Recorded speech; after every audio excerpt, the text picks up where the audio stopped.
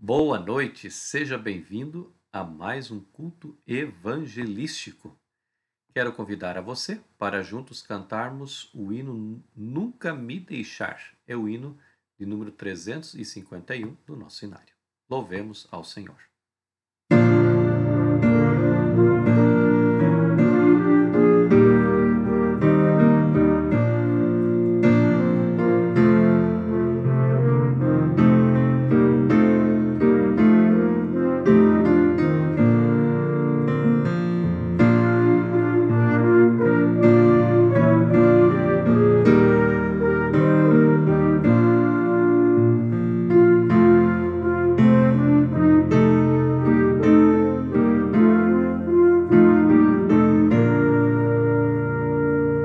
Neste mundo sozinho, não quero nem posso avançar, pois eu sou tão fraquinho, sem forças para lutar. Mas Jesus vai comigo, disposto sempre a salvar. Sim, Ele mesmo promete que nunca me há de deixar, nunca me deixar, nunca me deixar, pois Ele mesmo promete comigo caminhar, nunca me deixar, nunca me deixar, pois Ele mesmo promete que nunca me há de deixar. Inimigos muito fortes procuram minha alma vencer, e se sozinho andasse, que poderia fazer? Com Jesus ao meu lado, alegre posso avançar. Sim, Ele mesmo promete que nunca me há de deixar, nunca me deixar, nunca me deixar, pois Ele mesmo promete comigo caminhar, nunca me deixar, nunca me deixar, pois Ele mesmo promete que nunca me há de deixar. Nas tristezas da vida, nas dores e nas aflições, na calma ou na lida, ao virem as tentações, Cristo anda ao meu lado, comigo para ajudar. Sim, Ele mesmo promete que nunca me há de deixar, nunca me deixar, nunca me deixar, pois Ele mesmo promete comigo caminhar, nunca me deixar, nunca me deixar, pois Ele mesmo promete que nunca me há de deixar. Essa é a promessa do nosso Deus. Ele nunca nos deixará, né? Nós é que devemos sempre buscá-lo, porque quando buscá-lo, pode ter certeza, ele vai estar ali para se encontrar com você. Vamos orar? Bom Deus, bom Pai, agradecemos a oportunidade que o Senhor nos concede nessa noite de estarmos aqui para cultuarmos ao Senhor. Que a tua presença se manifeste entre nós, em nome de Jesus. Amém. Todos os cultos evangelísticos, aos domingos, nós temos essas dicas de saúde, né? E ao longo dos programas, nós temos mostrado aí, né, como o nome já diz, né, dicas interessantes, importantes, né, para a nossa vida, para o nosso organismo, para o nosso físico, né? E hoje nós vamos ouvir mais uma vez aí uma receita vegana, de uma panqueca vegana, né? Com a nutricionista Eulina Santos. Vamos assistir. Olá, queridos! Eu estou feliz porque estou aqui na natureza para te ensinar uma receita muito prática, fácil e deliciosa. É a receita de panqueca de batata doce. E eu quero te convidar para se inscrever no meu canal, apertar o sininho, compartilhe, porque esse conteúdo vale muito a pena e as pessoas vão gostar de saber dessa receita. Vamos lá para a receita? Para panqueca de batata doce, nós vamos usar uma batata doce média ou grande, quantas batatas você queira, para o número de panquecas que você queira fazer. Mas hoje eu vou fazer com essa batata doce aqui. Lembra no vídeo lá da batata doce assada? Eu ensino você como fazer a batata doce, deixar de molho 8 horas e por quê. Qualquer coisa, procura esse vídeo que você vai gostar também. Essa batata doce nós vamos ralar em um ralador grosso.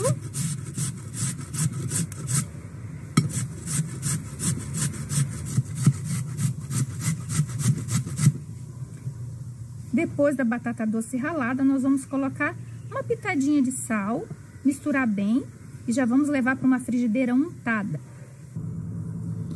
Eu untei uma frigideira antiaderente e nós vamos colocar uma camadinha fina da batata doce raladinha. A batata doce é muito bom para nossa saúde. É uma raiz rica em vitamina A, vitamina B e vitamina C.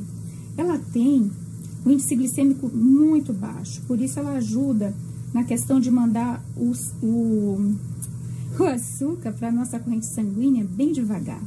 E esse prato que nós estamos fazendo aqui, essa panqueca, ela é ótima como um pós-treino.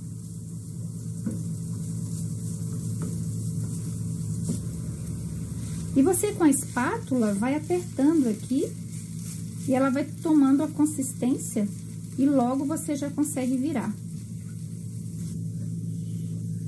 Quando você observar que ela está desgrudando das laterais, ela já está pronta. Você pode virar então com a ajuda de uma espátula ou com a própria frigideira mesmo.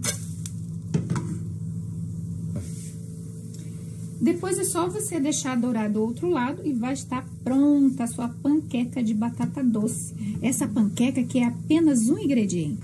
Está pronta aqui a nossa panqueca de batata doce. Ficou douradinha.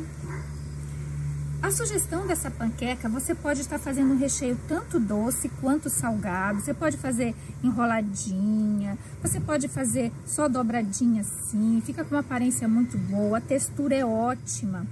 Como eu já falei, é um excelente pós-treino. Queridos, vocês observaram como é prático fazer essa panqueca? Você pode estar oferecendo para sua família, para as crianças, um recheio assim da sua preferência e fácil, você vai gostar. Me acompanhe nas outras receitas aqui no meu canal. Fiquem com Deus e um forte abraço. Perceberam vocês, né, de que é uma receita muito simples de ser feita e que faz bem à nossa saúde, né? Vamos orar para dar início ao nosso estudo bíblico.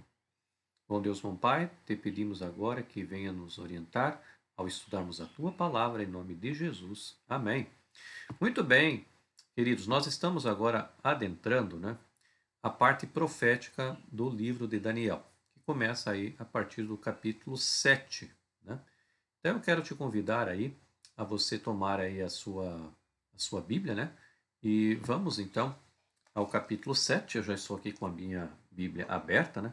Capítulo 7 de Daniel, como disse a vocês, onde se inicia, né, até o capítulo 12, a parte profética. Nós vemos aí, de uma forma bem didática, né, que do capítulo 1 ao capítulo 6 de Daniel é uma parte histórica. A exceção seria ali o capítulo 2, porém o capítulo 2, além da parte profética que tem ali, ela tem uma parte histórica maravilhosa, né? Então, Por isso faz parte aí desses 6 primeiros, né, capítulos de Daniel, que ficou separado como parte histórica, e os 7, 8, 9, 10, 11 e 12, né, como a parte profética do livro de Daniel. E por que estou dizendo isso? Né? Porque quando você abre aqui em Daniel capítulo 7, já no verso 1, nós lemos essa seguinte frase aí, né? No primeiro ano de Belsazar, né, rei da Babilônia. Belsazar, ele, ou esse acontecimento do primeiro ano de Belsazar, aconteceu entre o ano 553 ao ano 552, né? Então, esse primeiro ano de Belsazar, ele acontece, inclusive, antes, né, do capítulo 5 e do capítulo 6 de Daniel, né? Mas como uma forma didática para a gente ter uma divisão bem certinha do que é história e do que é profecia, né, a Bíblia foi fechada dessa forma no livro de Daniel. Os 6 primeiros capítulos históricos, os outros 6 capítulos, então, proféticos, né? Eu, como disse a vocês, eu vou me utilizar muito do comentário bíblico adventista. Vou ler aqui, vou ler a Bíblia Andrews, para que a gente possa ter uma interpretação correta, né? Então, tudo que nós formos falar aqui a respeito de profecia está amparado, primeiramente pela Bíblia, depois pelo comentário bíblico adventista e também pela Bíblia Andrews, né? Bíblia Andrews, para quem não conhece, aí a capa, né, da Bíblia Andrews é uma Bíblia grande, pesada, né? Bíblia Andrews. Essa Bíblia de estudos da Andrews, ela tem os seus comentários a partir aí do comentário bíblico adventista e também de outros teólogos adventistas, né, abalizados, né? Então, nós não precisamos temer quanto à questão da interpretação. Então, no primeiro ano de Belsazar, rei da Babilônia, teve Daniel um sonho e visões ante seus olhos quando estava no seu leito. Escreveu logo o sonho e relatou a suma de todas as coisas. Falou Daniel e disse: Eu estava olhando durante a minha visão da noite, e eis que os 4 ventos, olha que interessante, eis que os 4 ventos do céu agitavam o mar grande. Interessante que ao tomarmos aqui a Bíblia Andrews, né? Então vamos à primeira parte aí, que é essa questão dos 4 ventos. Então, aqui nos diz que essa expressão pode se referir aos 4 pontos cardeais. E aí nós podemos comparar com vários versículos bíblicos. Vou citar alguns deles aqui. Por exemplo, Daniel 8:8, Jeremias 49:36, Jeremias 49:36, Zacarias capítulo 2, verso 6, né? Para que possa haver fundamentação nessa questão de que se refere a pontos cardeais. E aí continua essa interpretação. Os ventos de todas as direções agitam o mar por causa da turbulência. Presume-se que a imagem represente conflito. Exemplo, Apocalipse capítulo 7, verso 1. Né? Outra coisa interessante, aqui fala que nós lemos aí sobre a questão do mar grande, né? Tomando aqui o comentário bíblico adventista, volume 4, tá? Volume 4, aqui fala sobre o mar grande. Então diz assim: não se especifica nenhum corpo de água como o mar Mediterrâneo. O mar simboliza as nações do mundo, o grande mar da humanidade em todas as eras, né? Lembra quando a gente fala em mar, águas, lá em Apocalipse, que é uma linguagem profética?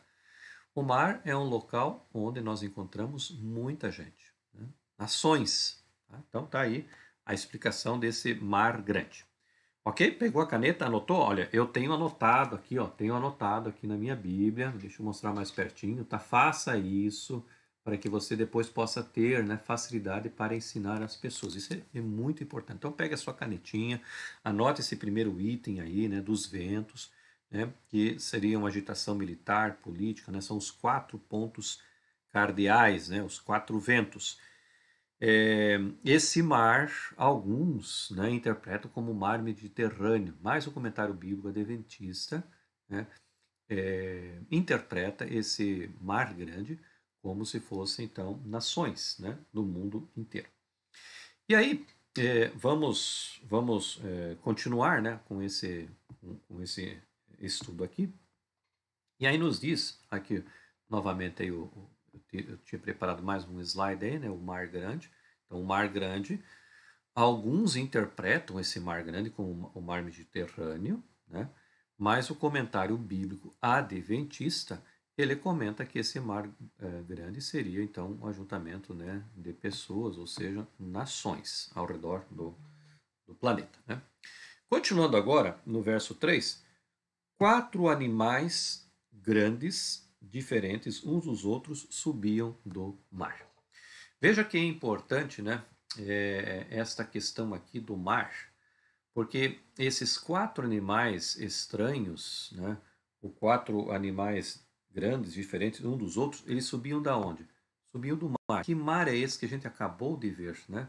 Que são um ajuntamento de pessoas. Então, isso já nos ajuda a entender, né, que o mar, em linguagem profética, quer dizer, né, nações ou lugar onde existam bastante pessoas, né? E aí surgem, né, nós vamos ver aí esses 4 animais grandes, né? Nós vamos ver aí o leão, com águia, né, representando Babilônia, depois os medos e persas aí com esse urso, depois o leopardo, né, a Grécia, e esse animal que é espantoso, né, que representa então Roma. Então, ao longo do nosso estudo, nós vamos voltando e falando sobre cada um deles, né, que é o mais importante. E aí, mais um slide aqui para ficar bem, como é que eu posso dizer, explicado, né, explicado para nós. Então, a cabeça, lembra da estátua do capítulo 2, né? A cabeça era a Babilônia e agora no capítulo 7 ela é representada por um leão alado, né, com asas de águia. Depois em Daniel 2, o peito e braços, né, era de prata, que representa os medos e persas. Nós vamos ver ali que é representado por um urso, né? E nota que ele tem ali 3 costelas na boca, né? A gente já vai falar mais sobre isso aí. Em Daniel 2 fala sobre o ventre e as coxas da estátua eram aí de bronze, né? Em Daniel capítulo 7 também representa a Grécia, né? Em Daniel capítulo 7 também representando a Grécia, só que são leopardos alados, né? Daí, em Daniel capítulo 2, as pernas, né? Que representam, de ferro, né? Que representam aí o Império Romano. E né, no capítulo 7 mostra aí um animal espantoso, né? E depois os pés, Império Romano dividido, né? E depois nós vamos ver a questão até da ponta pequena, né? Que nós temos aqui em Daniel capítulo 7. Mas, como eu disse a vocês, nós vamos fazer bem devagarinho para que a gente possa ter entendimento bem. Então, aqui no verso 4, nos diz, né, que, vamos ler aqui, capítulo 4, verso 4. O primeiro era como leão e tinha asas de águia. Enquanto eu olhava, foram-lhe arrancadas as asas. Então, em primeiro lugar, este reino, representado pela Babilônia, era como o leão, né? O mais forte, né, os animais aí que vivem na terra, e a águia, né, que com certeza é a rainha do céu, né, rainha das aves. Mas nos diz aí que foram arrancadas as asas, foi levantado da terra e posto em 2 pés como homem, e lhe foi dada mente de homem. Então, algumas coisas assim bem interessantes, né, que a gente vai analisando aqui com o comentário bíblico adventista, vamos analisando também com a Bíblia Andrews, né. Então, nos diz aí que essa questão aí do leão e as asas de águia, né, é um símbolo apropriado, então, naturalmente para a Babilônia. E esse leão alado, ele era muito encontrado, né, ou foi muito encontrado, né, nas paredes, né, e em objetos da arte babilônica. Então, eles tinham esse símbolo, né. Via-se, segundo o comentário, com frequência, né, um leão com asas de águia, né? E às vezes até com garras ou bico, né? Então, uma combinação semelhante era de águia com cabeça-leão, né? Então, veja que isso era muito frequente ali na cultura de Babilônia. E aí nos diz o verso 4 que foi arrancado, né? Então o leão, segundo o comentário, já não podia voar como ásias, como águia sobre sua presa. Sem dúvida, isso se refere, né, ao período em que governantes menos poderosos que sucederam Nabucodonosor no reino da Babilônia, né, quando o poder dos caldeus perdeu sua glória. E alguns sugerem uma possível referência também à experiência de Nabucodonosor, quando por 7 anos ele foi privado, né, de seu trono, mas também teve de sua razão. Então, há um comentário também de que quando Nabucodonosor, né, ele ficou ali, está aí no capítulo 4, né? É o capítulo 4, não. É o capítulo 4. O capítulo 4, que nos fala então aí dessa insanidade de Nabucodonosor, que durante aquele período de 7 anos, né, ele ficou ali sem governar, né, pastava como um boi e assim por diante. O que nós encontramos na Bíblia, né? E aí nos traz um outro verbo, né, o levantado, um leão que se levanta como homem que indica as perdas das características de leão. E é interessante também essa questão ali que fala sobre a mente do corpo, né, a mente do homem, né? Alguns veem na expressão mente do homem o desaparecimento das características animal da velocidade, ferocidade e humanização do rei da Babilônia. Isso poderia ser aplicado a Nabucodonosor, após sua experiência humilhante, né, daqueles 7 anos, que ele permaneceu lá como se fosse um boi, né, comendo e morando no campo. Não seria uma representação adequada ao reino dos seus últimos anos, né? Então, aqui há uma referência, né, bem interessante do comentário bíblico adventista, e eu creio que é de suma importância, né? Também nós encontramos aqui na Bíblia Andrews, né? Assim como a Babilônia fora representada anteriormente pelo ouro, o mais nobre dos metais, aqui é simbolizada por uma combinação da ave e do animal carnívoro mais nobres, né? A águia e o leão. Então, mostra aqui claramente, né, de que este animal aí, ele representa, né, ou representou o reino da Babilônia, né? Então, nós podemos ver aí que esse verso 7 aí, né? Aliás, o verso 4, né? No capítulo 7, verso 4, Babilônia é representada por um leão e uma águia. E aí está o período, né? Lembre-se que antes de Cristo, os anos eles decresciam, né? Então, começou em 606 e foi até o ano 539, né? Antes de Cristo. Então, isso aqui é uma coisa importante. Muito bem, deixa eu agora colocar aqui a minha Bíblia Andrews e agora tomar novamente a nossa Bíblia de estudo aí.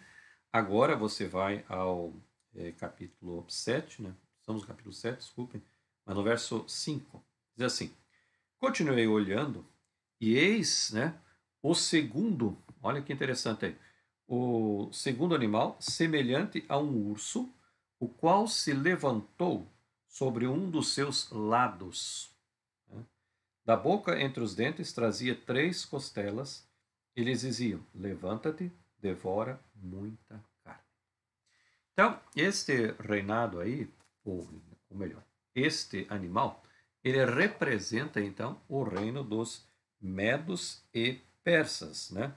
O Império Persa, ou Medo-Persa, correspondente à prata da estátua. Então, como a prata é inferior, né, ao ouro, mostra que o primeiro reino era mais surpreendente, o reino da Babilônia. No entanto, o urso é um animal muito voraz, né? Muito perigoso, muito terrível. E isso ficou muito claro, né, na vida dos medos e persas. E eu tomando aqui novamente aí a Andrews, né, falando sobre essa questão aí do urso, né, essa postura desequilibrada, refletem o poder desigual da antiga média diante da mais jovem, porém mais forte persa. Então, entre os medos e persas, os persas levavam vantagem. Né? Eles eram mais poderosos do que os medos. Por isso que o urso andava manco, né? Uma das suas pernas era menor do que a outra, justamente para mostrar, né, que os medos e persas tinham se juntado, mas eles não tinham igualdade, né, no poder e assim por diante. Né? Havia entre os medos e persas, né, uma preeminência para a Pérsia. Então, a Pérsia sempre foi mais forte do que os medos. Mas eles juntaram ali as suas forças. E nós vemos também aqui, né, essas três costelas. Eu não vou dizer agora o que são essas três costelas, porque nós vamos encontrar isso um pouquinho mais para frente. Então, eu vou deixar mais para frente aí, né, na aula seguinte aí, o que significavam essas três costelas. Mas já vou adiantando para vocês que seriam então três nações que existiam ali, né? E o slide seguinte, ele me mostra aqui, mas depois nós vamos explicar bem direitinho, né?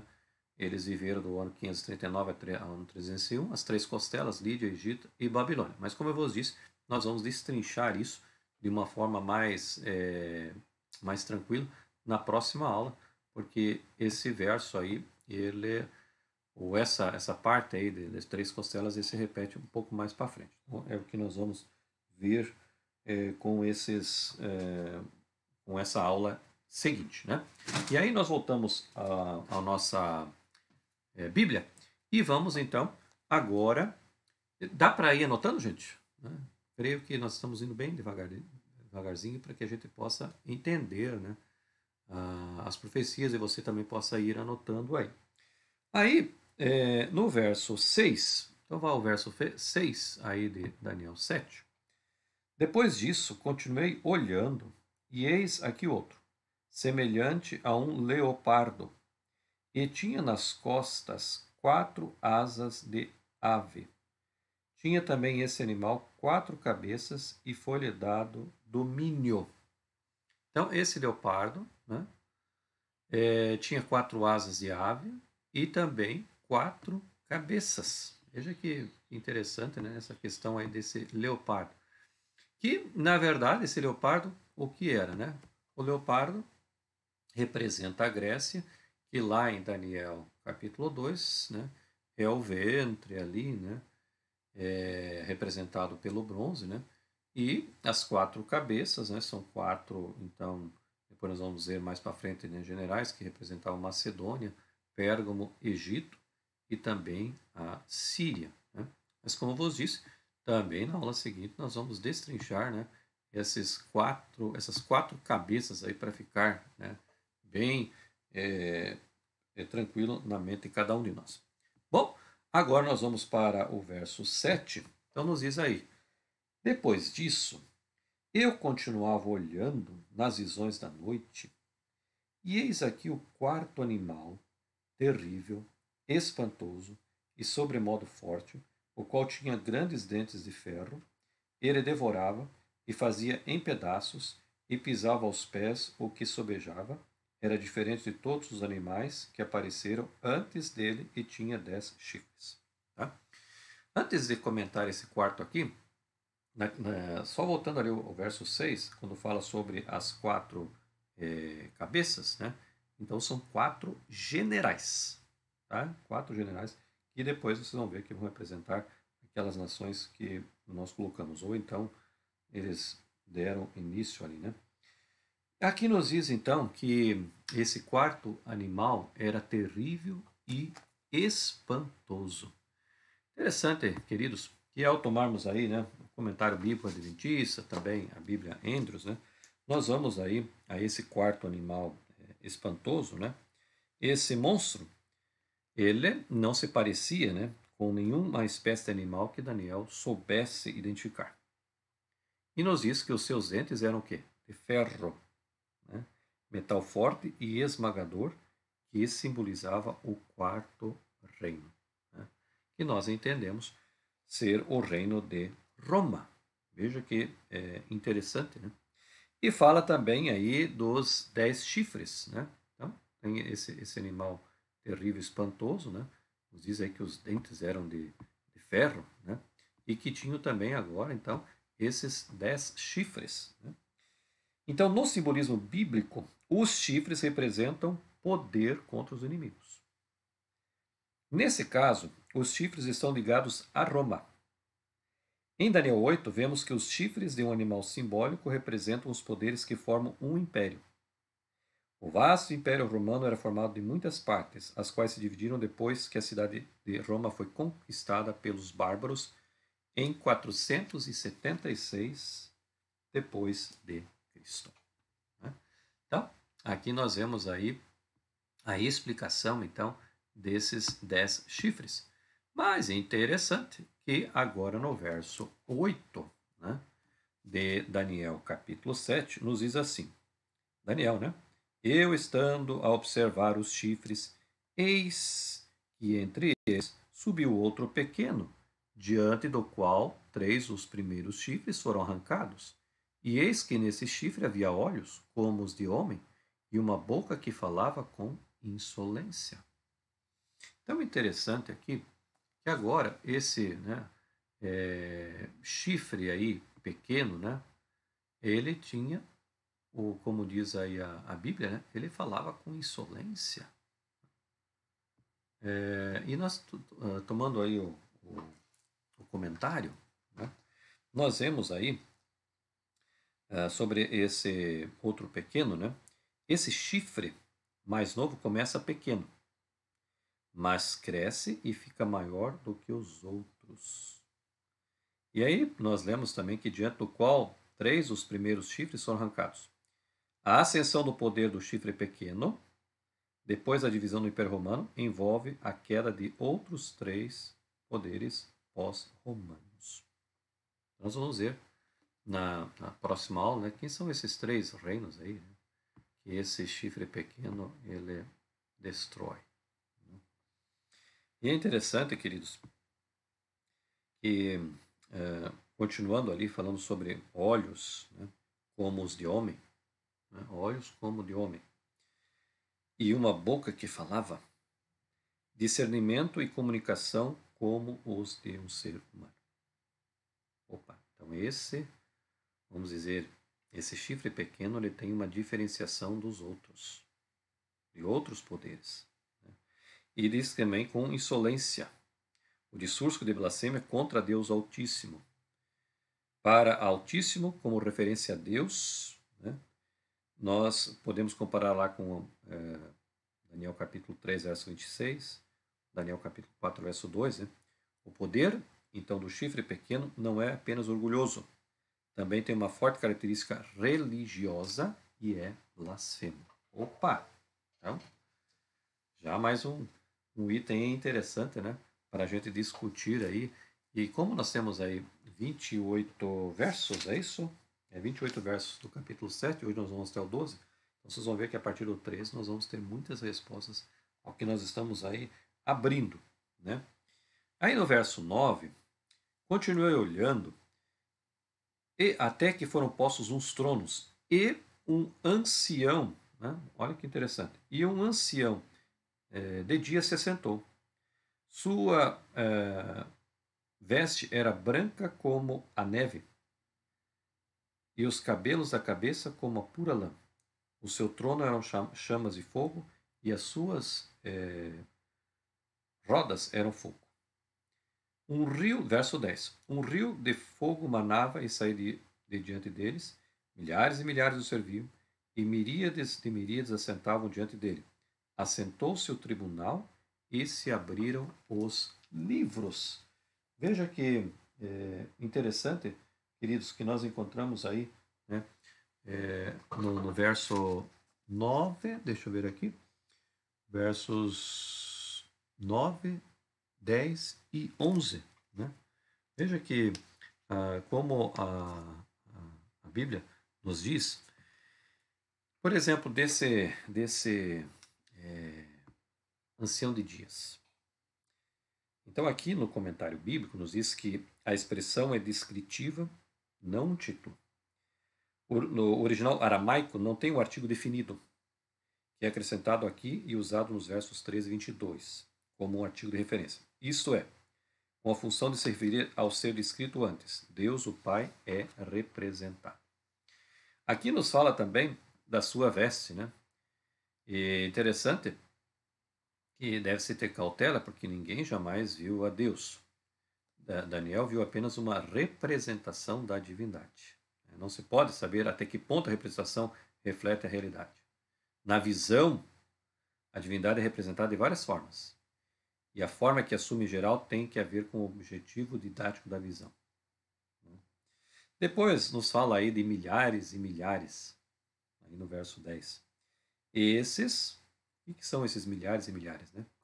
Então, esses representam os anjos celestiais que ministram diante do Senhor e cumprem sempre sua vontade. Os anjos desempenham uma parte importante no juízo. Eles são tão ministros quanto testemunhas. Veja que interessante essa expressão milhares e milhares, que faz referência então aos anjos não caídos. E eles têm como duas coisas muito importantes: tanto ministros quanto testemunhas. Fala também sobre o assentou-se, né? Então Daniel viu o juízo final em suas duas fases: a fase investigativa e a fase executiva. Né? O que vai acontecer nessas duas fases? Na fase investigativa, né, serão avaliados todos os registros, né, que estão, né, colocados aí no livro da memória. Todos eles. E a investigação não é conduzida com fins de informar a Deus ou de Cristo, mas para a informação de todo o universo. A fim de que Deus possa ser vindicado ao aceitar alguns e rejeitar outros. Esse é o juízo investigativo. Né? Satanás, ele reivindica que todos os seres humanos como seus súditos. Aqueles pelos quais Jesus intercede em juízo.